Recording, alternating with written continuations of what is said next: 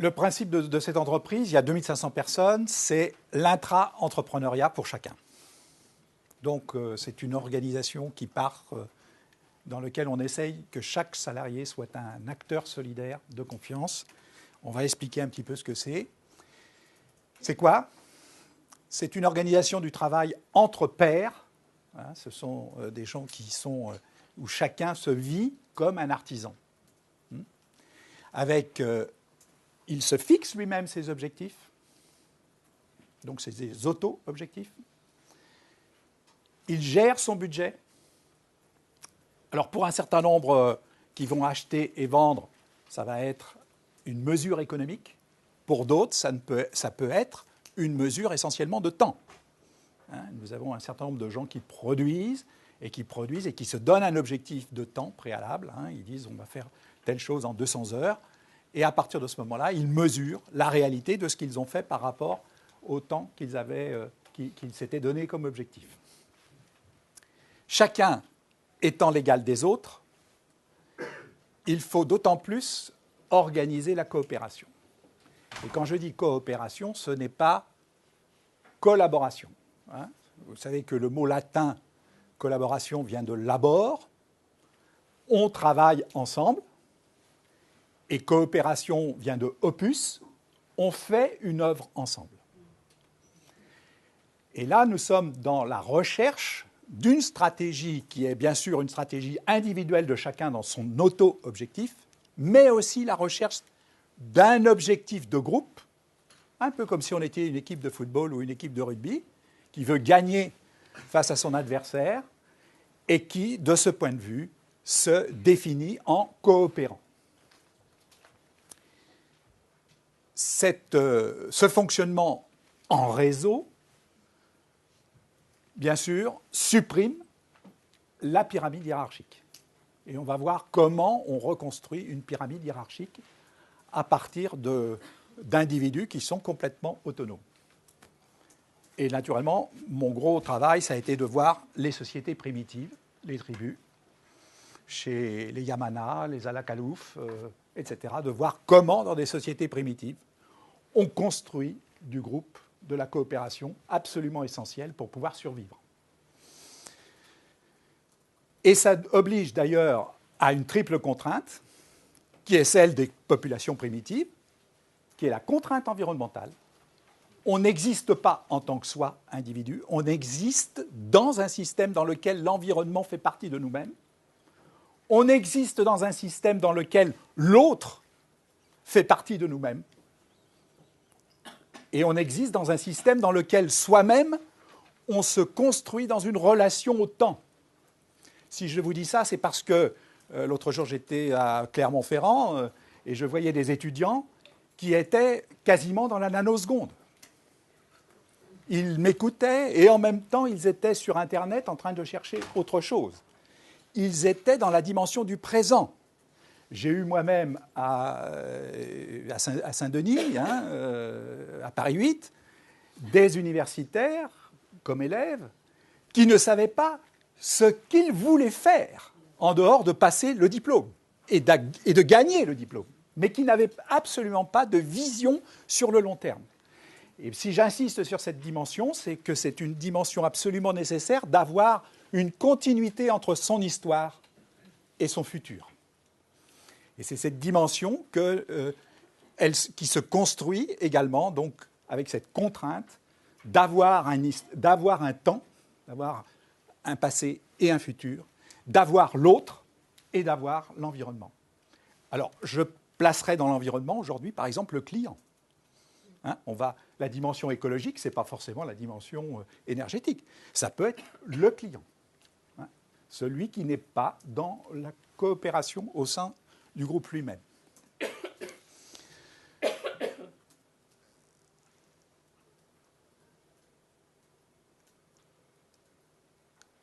Ça ne marche plus. Ah si. L'intra-entrepreneuriat suppose... Alors, peut-être avant, j'aurais aimé vous parler du pourquoi. Pourquoi est-ce qu'on a développé cette dimension entrepreneuriale? Et là, c'est parce que Hamid Bouchiki, tout à l'heure, a parlé macroéconomique et quelque part, mon analyse, c'est que nous sommes dans le 5e temps de l'économie. Alors, il faut peut-être rappeler les 4 autres qui existent toujours, qui sont toutes les 5, les unes à côté des autres, mais qui ont entré en scène à des moments différents. Le premier, c'est l'économie du piratage. La figure dominante, le guerrier. Savoir prendre. C'est d'être le plus fort, y compris aujourd'hui dans les grandes entreprises. Pour pouvoir, par sa force, prendre par rapport à des concurrents. Le deuxième temps de l'économie, à partir du Moyen-Âge, pratiquement, il arrive très fortement, c'est l'économie d'échange. Je te fais le deal. Je te donne ça, en contrepartie, tu me donnes ça. Début du capitaliste, dirait Fernand Braudel. Et là, la figure dominante, le banquier. C'est la monnaie qui nous permet effectivement un échange facile entre 2 produits. Et le capitalisme consistant à aller chercher le produit à l'autre bout du monde et éventuellement de le stocker. Donc à la fois une dimension spatiale et temporelle. Bon. OK. Troisième temps arrive le XVIIIe siècle, l'innovation par la connaissance. Et là, la figure de proue, si vous voulez, de cette société, c'est l'écolier. On voit tout d'un coup, et même encore maintenant, le besoin, naturellement, des professeurs, le besoin des instituteurs, mais le besoin, pour chacun d'entre nous, d'avoir un maximum de connaissances. OK. Mais qu'est-ce qu'on voit à partir du 4e temps, pour moi, qui arrive? C'est le temps de l'innovation par la reconnaissance, c'est-à-dire le marketing, le modèle. Il s'agit d'avoir le produit que tout le monde va vouloir. L'homme qui va devenir le Jackson où on va acheter tous les tubes, etc., etc. C'est cette société non plus du savoir-faire, qui était l'innovation par la connaissance, mais du faire savoir. Du faire savoir. Le seul problème, c'est que là, aujourd'hui, et c'est ça, moi, mon 5e temps, nous sommes rentrés dans l'innovation de l'adaptabilité. Ce n'est plus d'être le modèle, ce n'est plus d'être de savoir-faire, c'est de savoir-être. Nous sommes rentrés dans la civilisation du savoir-être où il faut systématiquement être en agilité avec son environnement, en particulier son client, qui à chaque fois veut lui se définir comme étant quelque chose de particulier. Ou vous voulez avoir un produit qui vous soit particulier, que vous voulez passer à votre client. Et à chaque fois, vous avez une démultiplication, une systémique qui se met en place. Et nous sommes, moi, ce que j'appelle, qu'un certain nombre de physiciens connaissent bien, la théorie du chaos. Et c'est dans cette dimension qu'on va voir en quoi l'environnement devient imprévisible, un fonctionnement mécaniste n'est plus possible. Il faut multiplier le nombre de capteurs intelligents capables d'autonomie, de sérendipité, c'est-à-dire que, et les chercheurs connaissent bien ça, on cherche dans une direction, et en réalité, tous les chercheurs ont trouvé ailleurs que ce qu'ils cherchaient. C'est ça la sérendipité. Le chemin se construit en marchant, et non pas dans une logique prédictive. Et, bien sûr, des intelligences de situation, et c'est, pour moi, l'économie du vivant. C'est comme ça que le vivant se construit. En conclusion, je vous donnerai les 4 herméneutiques qui pour moi sont essentielles à notre reconstruction de notre façon de penser.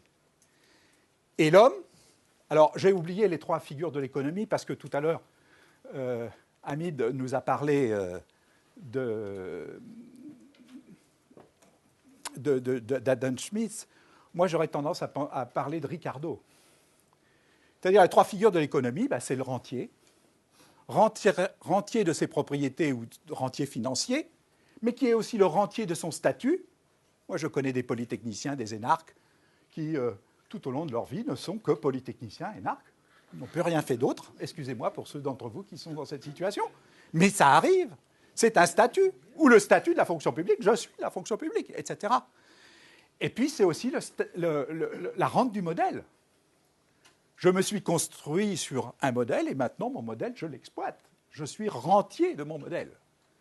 Cette rente, il y a une autre figure dans l'économie qui est naturellement le producteur, celui qui travaille, qui fait le travail. Et puis, la troisième, et c'est là où Ricardo est intéressant, il dit il y a une troisième, c'est le créateur de richesse. C'est celui qui est en situation de construire quelque chose de nouveau, d'accroître la richesse, la création de richesse.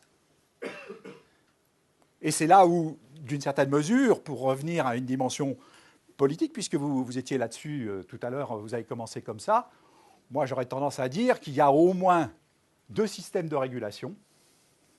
Un premier système de régulation qui est le transfert du riche au pauvre. Au fond, c'est le principe de l'obol.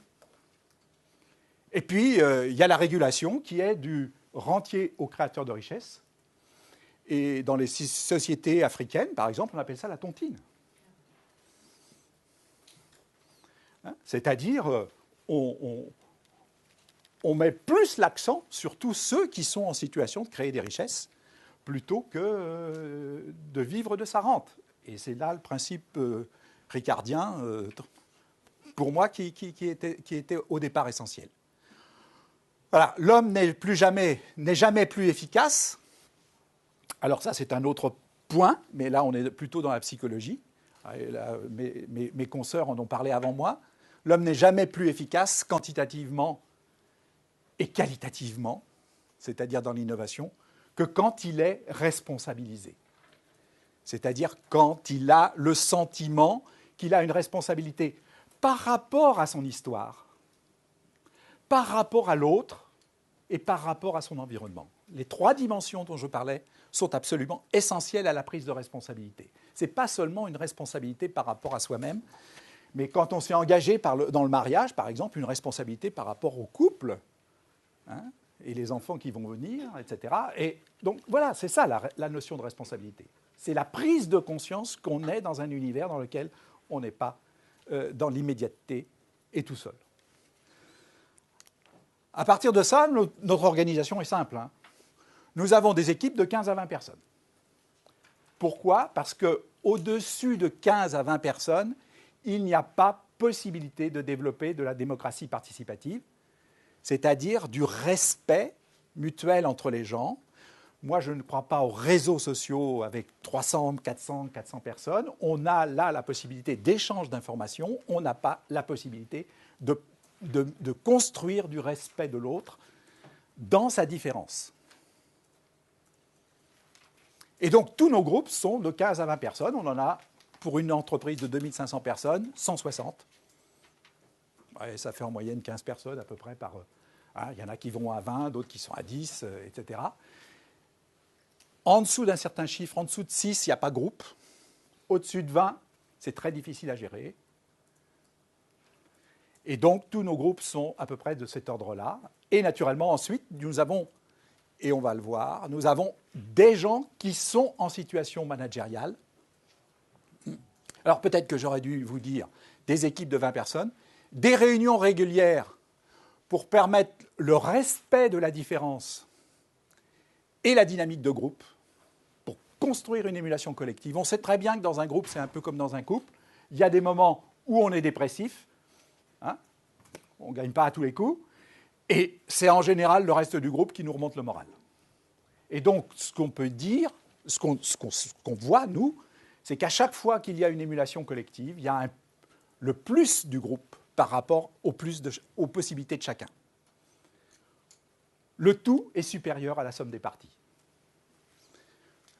Troisième chose, on a un champ informatif le plus vaste possible. Alors là, nous revenons à ce que disaient ces dames. Un intranet depuis très longtemps, naturellement. J'ai fait la ville numérisée, expérience européenne unique, avec Bill Gates, qu'il a fallu que j'aille voir personnellement à Seattle pour qu'il rentre dans le groupe européen qu'on avait construit pour voir les usages du monde intranet.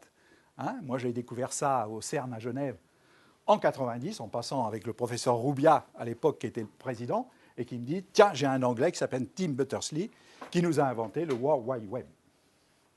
Et à partir de ce moment-là, comme j'étais à l'époque député européen, j'ai pu faire les additifs permettant d'avoir un projet européen sur les nouvelles technologies de l'information et de la communication.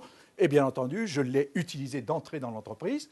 Depuis, il y a d'autres outils qui ont été extrêmement positifs, comme le wiki, qui permet de faire de la construction à distance, c'est-à-dire de manière asynchrone quand on est dans un groupe. Ah, il y a l'idée de l'un qui nous fait penser à l'autre. Le problème, c'est que souvent, vos idées nouvelles, vous l'avez au réveil, c'est venu dans la nuit, et que la seule façon de l'apporter au groupe, c'est de le faire au moment où vous y pensez, c'est-à-dire de manière asynchrone et non plus synchrone avec les autres. Et donc toute la créativité, toute l'innovation se construit, si vous voulez, à travers des outils comme le wiki, qui sont également des outils encyclopédiques. Je ne vous parle pas de Wikipédia, bien sûr, que vous connaissez tous. Et puis les forums, c'est la bouteille à la mer, mais c'est la bouteille à la mer qui permet effectivement à des gens venant dans une entreprise comme la mienne, on travaille partout en France, il y a à peu près 40, plus en Suisse, plus au Maroc, etc. Donc un petit peu espacé, un peu, bon, pas à la taille de ce que vous avez, mais bon, la bouteille à la mer, on s'aperçoit que c'est toujours quelqu'un qui vient d'un autre lieu et qui répond à travers sa propre expérience à la demande faite par les uns ou par les autres. Et puis, bien sûr, le réseautage qui se fait au sein même du groupe. Alors, dans la transparence, hein, c'est obligatoire. Hein, enfin, ce n'est pas obligatoire. On met tous les outils pour que tout soit transparent, hein, y compris les salaires. Et puis ensuite, en termes de management, on a des compétences clés, c'est-à-dire qu'à partir du moment où on est un groupe avec des gens ayant des expériences différentes, il nous faut impérativement, non pas un chef de bande qui donnerait la direction et l'orientation, mais un chef d'orchestre qui met en harmonie les uns avec les autres. Et on s'aperçoit qu'un groupe d'une vingtaine de personnes, d'une quinzaine de personnes, a besoin de construire, comme dans les groupes ethniques prémodernes, de construire un élément qui va les représenter, un élu qui va être le représentant hiérarchique, c'est-à-dire qui va être en contact avec ce qui est extérieur et qui est mystérieux, et qui va être un peu le chaman du groupe, avec sa capacité d'être un catalyseur, c'est-à-dire de faciliter la communication entre les gens, qui va être aussi l'élément qui va construire la médiation, parce que dans un groupe, il y a obligatoirement des tensions, des conflits potentiels, et naturellement, moi, depuis tout temps, j'ai fait l'éloge du conflit, c'est grâce au conflit qu'on avance, à condition qu'on le dépasse. Et celui qui va favoriser la mise en place du conflit, c'est en général cet élément chef d'orchestre. Mais ce n'est pas lui qui résout le conflit. Il pose le conflit, et c'est le groupe, dans sa globalité, qui résout le conflit. Ça, c'est une chose pour nous essentielle, c'est que ce n'est pas le chef, entre guillemets, hein, qui va dire « ça c'est bien, ça c'est pas bien », mais c'est l'ensemble des éléments du groupe qui sont en général médiateurs par rapport à ceux qui sont en situation de combat. Vous voyez ça d'ailleurs dans la ville. À un moment, vous avez deux personnes qui sont sur le trottoir en train de se castagner. Il y a tout un groupe qui arrive et qui va essayer de jouer le rôle de travail de médiation. C'est ça que fait les pairs à l'intérieur du groupe, PAIR. C'est de favoriser, si vous voulez, la remise en ordre des éléments de conflit. Détecter les signaux faibles, appuyer là où ça fait mal. Parce qu'il y a aussi une chose qu'on a appris, peut-être à cause de notre éducation scolaire, etc., c'est qu'il y en a beaucoup, des gentils, ce que j'appelle les gentils, qui font tout pour se fermer les yeux. Sauf que quand les micro-conflits ne sont pas sur la table, un jour, c'est des macro-conflits qui sont quasiment très destructeurs, très implosants, et qui détruisent le groupe à partir du moment où le conflit n'est pas un conflit permanent, entre les intéressés. Micro-conflit ou maxi-conflit. Et bien sûr, éduquer par l'erreur. Éduquer par l'erreur, c'est... Alors là aussi, ce n'est pas l'éducation que nous avons reçue, excusez-moi, mais combien j'ai de gens qui arrivent au départ dans l'entreprise et qui se masquent à eux-mêmes les erreurs, au lieu de considérer que l'erreur est profitable. L'erreur est profitable parce que c'est avec l'erreur que l'on comprend, c'est-à-dire qu'on peut faire ensuite l'évaluation, ce que vous disiez, madame, et qu'ensuite on peut apprendre, c'est-à-dire prendre à nouveau. Et tout ça, c'est parce que le mot entreprise, ce qu'il faut bien voir, que l'entrepreneur, c'est celui, et ça c'est la réflexion que systématiquement je dis dans toutes les conférences, si vous voulez, c'est penser au gibbon. Vous passez d'une prise à l'autre. La société du cinquième ordre économique, c'est une entreprise d'entrepreneurs, c'est-à-dire c'est une entreprise de risque. Nous n'avançons, alors là je vais me référer à mon philosophe préféré qui est Nietzsche, que parce que l'existence est au-delà de l'existant. Autrement, il n'y a pas de vie. L'existence au-delà de l'existence, c'est toujours comme le gibbon qui a une prise sécurisée, qui sait ce qu'il vaut et qui fait et qui prend un risque calculé. Entreprendre, c'est prendre un risque. Et donc, tout notre travail pour les managers, c'est de former les entrepreneurs, les intra-entrepreneurs, à prendre des risques et à apprendre de leurs erreurs. Donc, ils sont des miroirs. Le rôle du manager, c'est un rôle miroir.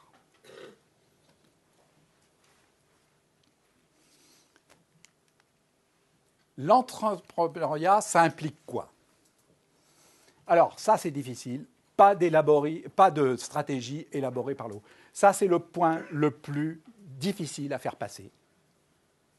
On est naturellement, et on va voir pourquoi tout à l'heure, on est naturellement dans une stratégie, pour une entreprise, une stratégie cohérente.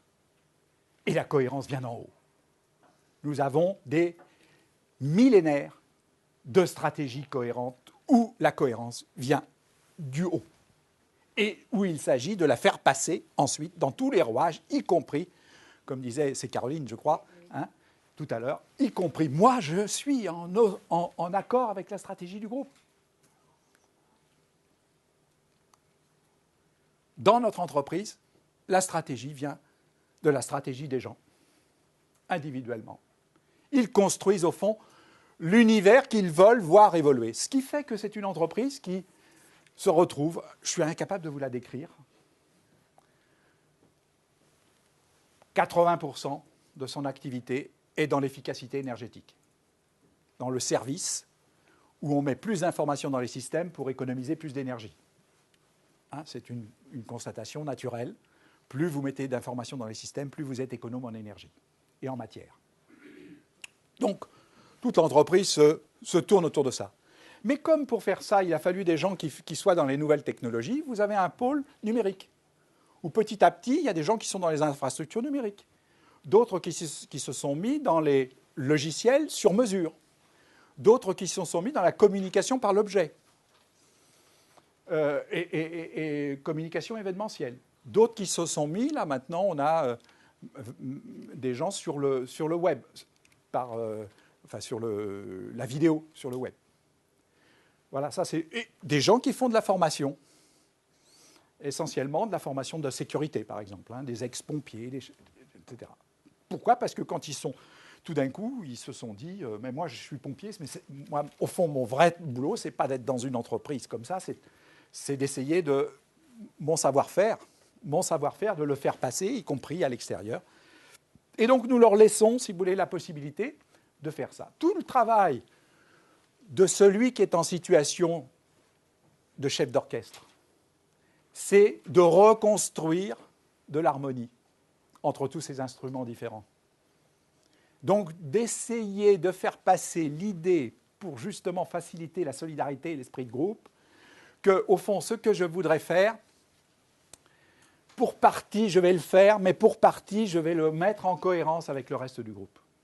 Et naturellement, ma plus grande joie, c'est quand je vois 7 sociétés différentes dans le groupe qui travaillent sur un même objet et dans lequel nous sommes les plus innovants actuellement en France dans l'utilisation de la télésurveillance énergétique, où il faut des sociétés d'infrastructure, où il faut des sociétés qui définissent le plan carbone, où il faut des sociétés qui ensuite surveillent, si vous voulez, l'évolution des courbes de énergétiques, etc., etc. Et donc, on reconstruit du groupe, si vous voulez, à partir de nos chefs d'orchestre qui sont là pour faire prendre conscience que, à chaque fois qu'on a pris un engagement dans une direction, on est un peu contraint. C'est vrai que dans cette salle, pour moi surtout, qui suis à peu près d'un âge avancé, une jolie femme, c'est quand même une jolie femme. Mais en même temps, je me suis engagé dans un mariage à dire un certain nombre de choses à ma femme. Moi, on aurait pu être d'accord pour faire du libertinage. J'ai pas cette femme-là. Moi, c'est une Hollandaise. Enfin, oui. Donc ils sont pas. Bon. Et donc ma responsabilité, c'est vraiment de quand même rester, si je veux rester dans le groupe, avoir une stratégie qui soit compatible avec la stratégie de l'autre. Et c'est comme ça qu'on reconstruit, si vous voulez, c'est comme ça qu'un arbre pousse, avec des branches qui apparemment sont différentes, mais qui vous donnent un chêne dans un cas et un sapin dans l'autre. Il y a une dimension darwinienne à tout ça.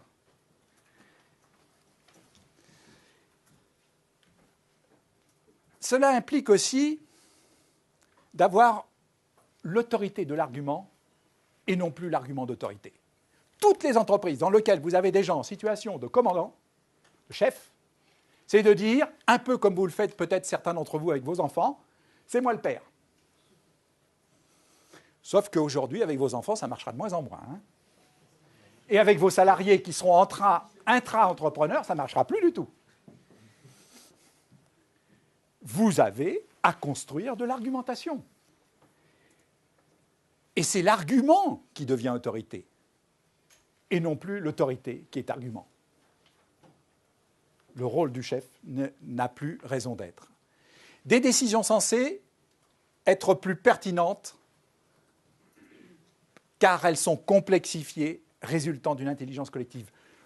Là encore, le tout est supérieur à la somme des parties. De temps en temps, il y a des gens, en particulier des amis qui sont polytechniciens, et qui me disent « Ouais, mais attends, moi, ce que je dis, c'est quand même autre chose. » Moi, j'ai dirigé Europe 99, qui était un groupe de scientifiques divers et variés, avec des gens comme Edgar Morin et bien d'autres, que des types qui ont quasiment des prix Nobel. Une écoute extraordinaire. J'ai vécu aussi avec des énarques, à Matignon, une impossibilité d'écoute. Incroyable. Donc le problème, c'est de prendre conscience que même une femme de ménage peut apporter, si vous voulez, une intelligence dans une situation que tous les autres n'apporteront pas. Prendre conscience que chaque individu, de par son parcours, de par son voyage, de par son histoire, de par sa culture, apporte quelque chose au groupe. Une fois que vous avez pris conscience de ça, le groupe fonctionne à condition qu'il soit dans la diversité. Et c'est là où ce que disait Hamid Bouchiki tout à l'heure était important en signalant Schumpeter. Au bout d'un certain temps, un groupe finit par avoir une rente de situation. Et à partir de ce moment-là, n'a plus la créativité. Et donc tout le rôle du catalyseur, tout le rôle de l'encadrant, c'est d'aider à construire du risque, c'est-à-dire de la prise de risque, d'aller en tant qu'entrepreneur ailleurs. Dans une dimension qui devient une dimension coopérative, intergroupe, interentreprise. Moi, je ne travaille dans mon groupe qu'avec d'autres entreprises. Alors, c'est formidable, ils sont des clients, ils sont des fournisseurs, L'important, c'est de construire de la coopération. Et là, nous sommes dans une dimension non plus seulement darwinienne, mais lamarckiste. Nous sommes dans la symbiose de l'abeille avec les fleurs. Nous apportons quelque chose aux autres, les autres nous apportent quelque chose. Et là, cette dimension de la complémentarité est tout à fait essentielle pour le rôle du responsable. Conclusion, très rapidement, hein. Vivre en un intra-entrepreneur, c'est avoir tout à la fois l'empowerment. Mais l'empowerment, c'est basé sur 3 piliers. Hein. La vision, l'autonomie et exactement ce que vous disiez, la proactivité. Être un acteur, c'est-à-dire quelqu'un qui se met en scène au point de risquer. Deuxièmement, c'est assumer tout à la fois responsabilité, ce que je vous disais, par rapport à soi, par rapport aux autres et par rapport à son client et à l'environnement. Et c'est construire tout à la fois confiance en soi, ça vient de fiance, hein, qui veut dire foi, avec foi, confiance en soi, confiance en l'autre, et ça se construit par l'expérience. Donc faire des choses qu'on n'avait pas fait avant. Hein. Pour prendre mon cas personnel, moi j'ai toujours fait 4 métiers à la fois. Des choses absolument ahurissantes. Hein. Aller voir Bill Gates, hein. être invité par le Dalai Lama chez lui dans les pentes de l'Himalaya, etc. Bon, des trucs qui vous... c'est comme ça, d'ailleurs, en rentrant en contact avec ce voyage, ce que j'appelle moi le voyage, ou le voyage dans le temps à travers les livres, ou le voyage ailleurs, il m'a fait comprendre ce qu'était Aristote, la philosophie, le philosophe dont vous parliez tout à l'heure, que je n'étais pas. Moi, j'ai compris que j'étais un Européen en étant en contact avec la civilisation chinoise et tibétaine. Tout d'un coup, j'ai découvert que c'était une autre façon philosophique de penser. Et je comprenais mieux qui j'étais. Hein, je me souviens aussi, dernièrement, à l'UNESCO, avoir pu dire « Mais j'ai compris que j'étais un homme le jour où j'ai rencontré une femme. » Et donc, expérience, évaluation, s'il n'y a pas, et là je vous rejoins complètement, variété, s'il n'y a pas de diversité, il n'y a pas naturellement d'intelligence collective, et le groupe ne sert à rien. Un groupe qui se construit, où tout le monde se reconnaît comme étant d'accord avec l'autre, n'a pas de sens pour nous, et part de risque. Parce que naturellement, la variété va donner une somme d'expériences supplémentaires, à la fois l'expérience qu'on a, nous, par le risque, mais l'expérience que les autres ont eue, de manière à ce que le risque soit mieux calculé. En disant, attention, si tu fais ça, tu vas avoir ce problème-là. Ce que nous faisons, nous, en termes d'éducation avec nos enfants.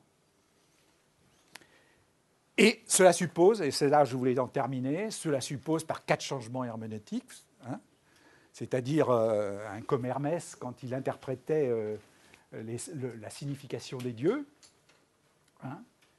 Moi, je crois qu'il faut changer notre logiciel, passer à la causalité boucle. Alors, c'est plus facile depuis la crise, là, avec la crise financière, parce que là, maintenant, la systémique, tout le monde conçoit ce que c'est que la systémique, c'est-à-dire la prise de conscience que certains éléments ne sont pas la conséquence d'autres, mais sont la conséquence boucle, c'est-à-dire que, en définitive, toute notre transformation n'est pas dans un raisonnement logique au sens linéaire du terme.